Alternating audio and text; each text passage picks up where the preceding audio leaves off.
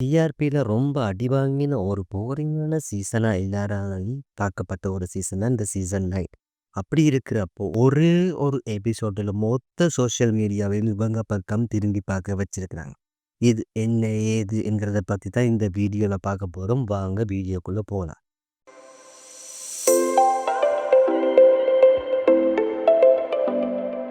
இந்த சீசனை குடும்பத்தோட பார்க்கவே முடியாது ஆக்சுவலி. அந்த அளவுக்கு பார்த்தவங்களாகட்டும், 2 பேர் சேர்ந்து சில வேலைகள் பார்க்குறதாகட்டும், தரக்குறைவாக பேசுறதாக இருக்கட்டும், இது ஆரம்பத்தில இருந்தே இருந்துட்டு தான் இருக்கு. பட் இதுக்கு ஒரு ஸ்ட்ராங்கர் ஆக்ஷன் எடுக்கப்பட்டதான்னு பார்த்தா இல்லைன்னே சொல்லலாம். இது அப்படியே வளர்ந்து, வளர்ந்து, வளர்ந்து கடைசியில இப்ப எக்ஸ்ட்ரீம் லெவலுக்கே போயிருக்குன்னு சொல்லலாம். கடந்த ஃப்ரைடே ஒரு எபிசோட் டெலிகாஸ்ட் ஆகுது. டிக்கெட் ஃபினாலியோட கடைசி டாஸ்க். ஒரு காருக்குள்ள அத்தனை ஹவுஸ்மேட்ஸும் இருக்கணும். இந்த காரை விட்டு வெளியே வந்து அவங்க அந்த டாஸ்க்லேருந்து வெளியேற வேண்டும் தான் டாஸ்கே. குழப்பத்துக்கு பிற்பட பார்வதி மற்றும் கமருதீன் 2 பேரும் சும்மா இருந்த சாண்ட்ராவோட வேணுன்னே சண்டைக்கு போகிறாங்க. கமருதீன் சாண்ட்ராவை பார்த்து ஸ்கேம்ரான்றதும், அதுக்கு சாண்ட்ரா கமருதீனை பார்த்து காமுருதீன்ன்றதும் இது ஒரு ஃபன்னாகவே போயிட்டு இருந்துச்சு முதல்ல. சுற்றி இருந்த ஹவுஸ்மேட்ஸ் எல்லாருமே சிரிச்சுட்டு தான் இருந்தாங்க. பட் இந்த டோன் அப்படியே சேஞ்ச் ஆகுது.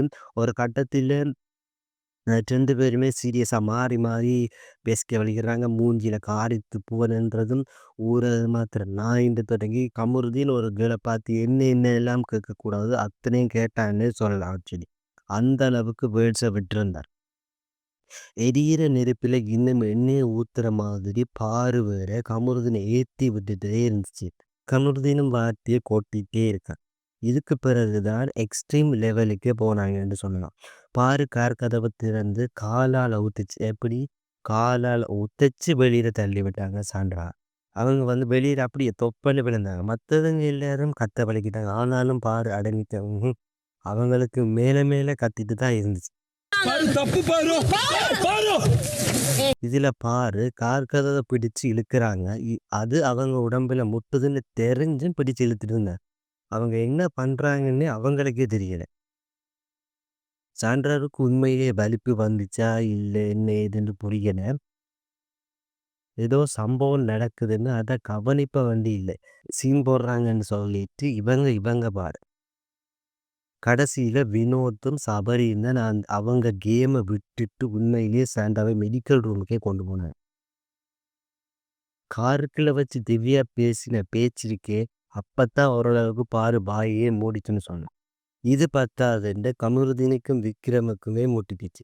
பேசினாங்க பாரு 2 பேரும் ஒரே பீட் தான். அந்த அளவுக்கு இனிமையான வார்த்தையில கொட்டி தீர்த்திருந்தாங்க. இது ஒரு ஃபேமிலி ஷோன்னு நாங்கள் நம்பணும். அந்த அளவுக்கு இருந்துச்சு இது. இதில் ஸ்கூல் பசங்கள் மாதிரி 1 on 1 அடிபடுவோம் என்று வர நிற்கிறாங்க.